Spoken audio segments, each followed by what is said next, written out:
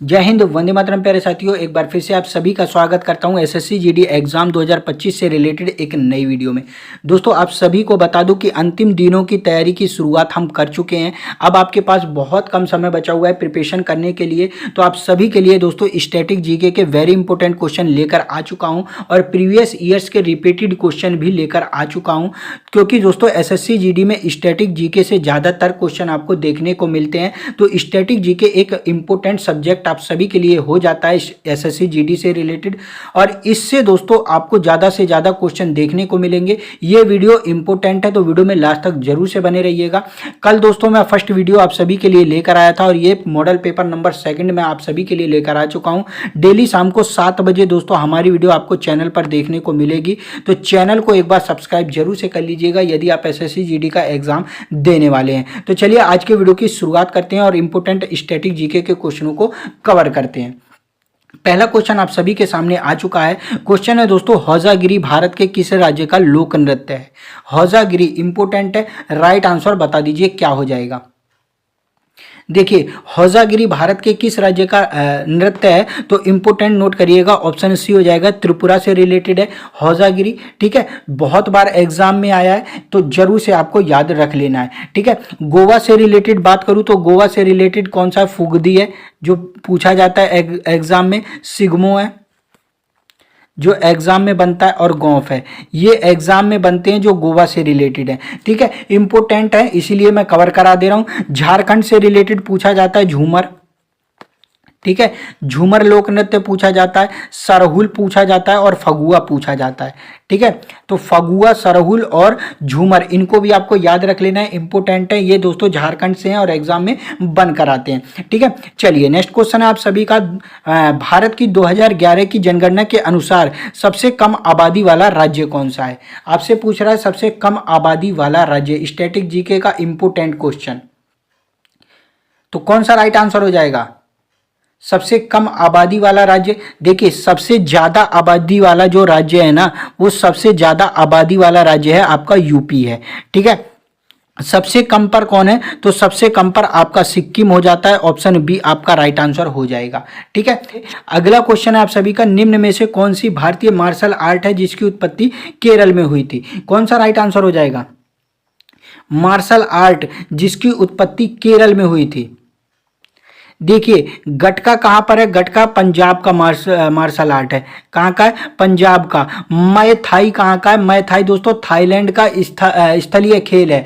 ठीक है, थाईलैंड का राष्ट्रीय खेल है मय थाई। और मैं बात करूँ यहाँ पर कलारी पट्टू की, तो कलारी पट्टू आपका राइट आंसर हो जाएगा। कलारी पट्टू कहाँ का है? केरल का है और ये एक मार्शल आर्ट है। ठीक है, चलिए नेक्स्ट क्वेश्चन है आप सभी का, अदिति अशोक का संबंध निम्न में से किस खेल से है?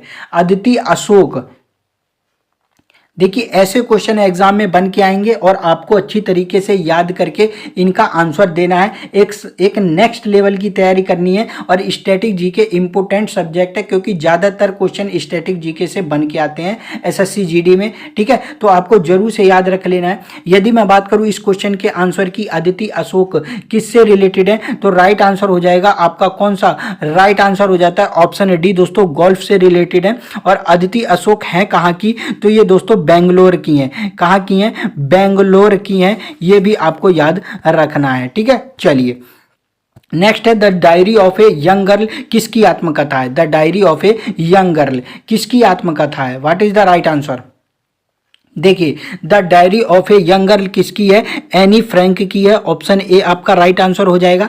क्वेश्चन का आंसर देने में ज़्यादा आपको टाइम नहीं दूंगा, क्योंकि हमें कम समय में ज़्यादा क्वेश्चन अटेम्प्ट करने रहते हैं। और दोस्तों यदि आप अच्छी तरीके से तैयारी कर रहे हैं ना, तो क्वेश्चन का साथ ही साथ आप आंसर बता देंगे बिना किसी टाइम स्पेंड किए के। ठीक है, चलिए नेक्स्ट क्वेश्चन की तरफ बढ़ेंगे। अगला क्वेश्चन है, कमला नारायण को किस शास्त्रीय नृत्य के लिए जाना जाता है?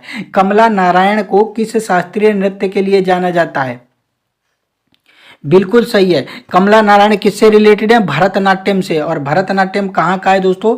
भरतनाट्यम कहाँ का है? तमिलनाडु का है। ठीक है, कथक से रिलेटेड मैंने पंडित बिरजू महाराज का नाम बताया है, जो पिछली वीडियो कराई है उसको जरूर से देखिएगा, उसमें ज्यादा से ज्यादा चीजें मैंने कवर कराई हैं। पंडित बिरजू महाराज, शंभू महाराज, ये किससे रिलेटेड है? कथक से रिलेटेड है। ठीक है, चलिए नेक्स्ट क्वेश्चन की तरफ बढ़ेंगे। अगला क्वेश्चन है कादार्ग मठ जो एक बौद्ध तीर्थ है, भारत के किस राज्य में स्थित है? कौन सा राइट आंसर हो जाएगा?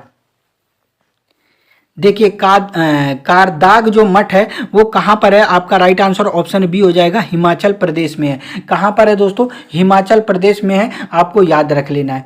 ठीक है, चलिए नेक्स्ट क्वेश्चन की तरफ बढ़ेंगे। क्वेश्चन आपका 8 है, पोंगल भारत के किस राज्य में मनाए जाने वाला एक शस्योत्सव है? कौन सा राइट आंसर हो जाएगा? इंपॉर्टेंट है पोंगल और एग्जाम में बनकर आया है। राइट आंसर कौन सा हो जाएगा? पोंगल किससे रिलेटेड है? तमिलनाडु से रिलेटेड है। ऑप्शन ए आपका राइट आंसर हो जाता है। चलिए नेक्स्ट क्वेश्चन है आप सभी का, कादरी गोपाल नाथ का संबंध निम्न में से किससे है? कादरी गोपाल नाथ, देखिए कादरी गोपाल नाथ से रिलेटेड आपको याद रख लेना है, किससे रिलेटेड है? सैक्सोफोन से। किससे रिलेटेड है दोस्तों? सैक्सोफोन से। चलिए अगला क्वेश्चन है आप सभी का, निम्न में से कौन सा एक निकाय मानव विकास रिपोर्ट प्रकाशित करता है? मानव विकास रिपोर्ट किसके द्वारा प्रकाशित किया जाता है?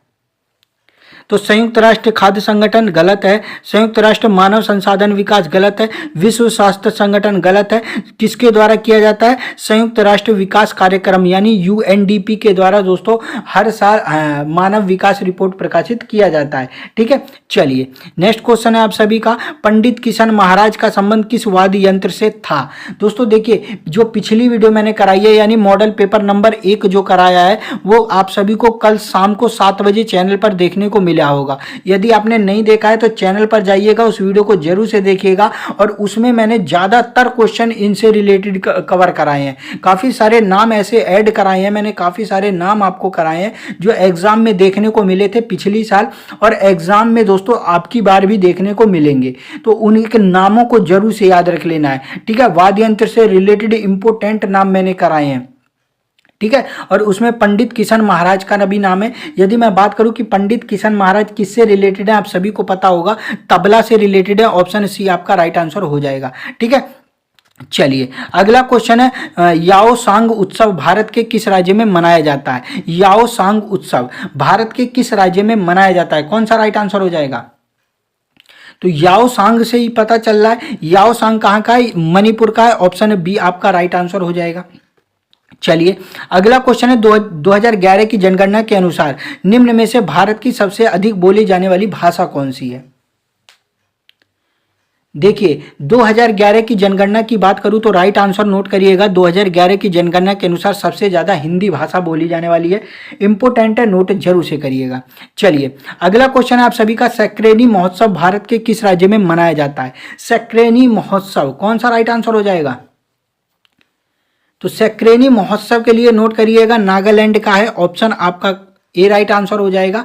ठीक है, चलिए अगला क्वेश्चन है आप सभी का, निम्न में से कौन सा हवाई अड्डा अमृतसर में स्थित है? कहां पर है दोस्तों? अमृतसर में। कौन सा राइट आंसर हो जाएगा? देखिए अमृतसर में कौन सा है? तो अमृतसर से रिलेटेड नोट कर लीजिएगा। ऑप्शन आपका सी राइट हो जाएगा, श्री गुरु रामदास जी अंतरराष्ट्रीय हवाई अड्डा कहां पर है दोस्तों? अमृतसर में है। ठीक है, इंपोर्टेंट है, पंजाब में है, कई बार एग्जाम में बन के आया। तिरुवनंतपुरम की बात करूं तो केरला में, अंबेडकर की बात करूं महाराष्ट्र में है। तो ये सब चीजें आपको याद रहनी चाहिए। ठीक है, जो एग्जाम में बन के आती हैं। चलिए अगला क्वेश्चन है आप सभी का, कालबेलिया नृत्य शैली निम्न में से किस राज्य से संबंधित है? कालबेलिया के बारे में पूछा है और आपको याद भी होगा, राइट आंसर सभी ने बता दिया होगा। कालबेलिया किससे रिलेटेड है? राजस्थान से। ऑप्शन सी आपका राइट आंसर हो जाता है। चलिए नेक्स्ट क्वेश्चन है आप सभी का, कालिदास सम्मान से सम्मानित रोहिणी भाटे किस शास्त्रीय नृत्य से संबंधित थी? कौन सा राइट आंसर हो जाएगा? देखिए कालिदास से रिलेटेड है तो राइट आंसर नोट कर लीजिएगा, ये कथक कर लीजिएगा, इसको गलत हो गया है। ये किससे रिलेटेड है? कथक से रिलेटेड है। ठीक है, चलिए अगला क्वेश्चन है आप सभी का, उत्तर प्रदेश भारत में निर्मित यमुना एक्सप्रेसवे परियोजना का पूर्व नाम क्या था? ये जो अब हुआ है यमुना एक्सप्रेसवे, पहले क्या था दोस्तों? तो पहले इसको दोस्तों किस नाम से जाना जाता था? ताज एक्सप्रेसवे के नाम से जाना जाता था और अब इसका नाम यमुना एक्सप्रेसवे कर दिया गया है। ठीक है, चलिए अगला क्वेश्चन है आप सभी का, निम्न में से कौन सी कृति प्रसिद्ध भारतीय लेखक खुशवंत सिंह की है? खुशवंत सिंह की यह पुस्तक कई बार एग्जाम में बन के आई है। देखिए द गाइड की बात करूं तो द गाइड किसकी है? आर के नारायण की है। ठीक है, एक सुटेबल बॉय, ये बॉच नहीं है, ए सुटेबल बॉय कर लीजिएगा। ठीक है, a suitable boy Vikram Seth की है और ये ट्रेन टू जो पाकिस्तान है ना, ट्रेन टू पाकिस्तान, ये है खुशवंत सिंह की। किसकी है दोस्तों? खुशवंत सिंह की, यानी ऑप्शन डी आपका राइट आंसर हो जाएगा। चलिए अगला क्वेश्चन है आप सभी का, 2011 की जनगणना के अनुसार भारत में नगरीय जनसंख्या का अनुमानित प्रतिशत क्या था? 2011 की जनगणना के अनुसार भारत में नगरीय जनसंख्या का अनुमानित प्रतिशत हमसे पूछ रहा है, तो राइट आंसर क्या हो जाएगा?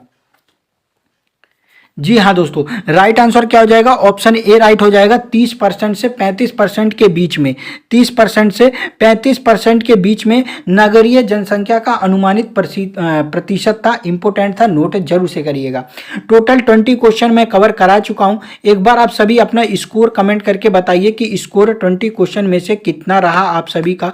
वीडियो अगर मेरी अच्छी लगी हो तो वीडियो को लाइक कर दीजिएगा, शेयर जरूर से कर दीजिएगा और डेली दोस्तों शाम को 7 बजे वीडियो देखने के लिए सब्सक्राइब जरूर से कर लीजिएगा, जिससे दोस्तों वीडियो आए तो सबसे पहले आपको नोटिफिकेशन मिल पाए। दूसरी बात बताता हूं, टेलीग्राम चैनल को ज्वाइन जरूर से कर लीजिएगा। टेलीग्राम चैनल पर पीडीएफ जरूर से प्रोवाइड कर दिया करूंगा, तो टेलीग्राम चैनल को ज्वाइन जरूर से कर लीजिएगा। मिलूंगा नेक्स्ट वीडियो में, तब तक के लिए जय हिंद, वंदे मातरम साथियों।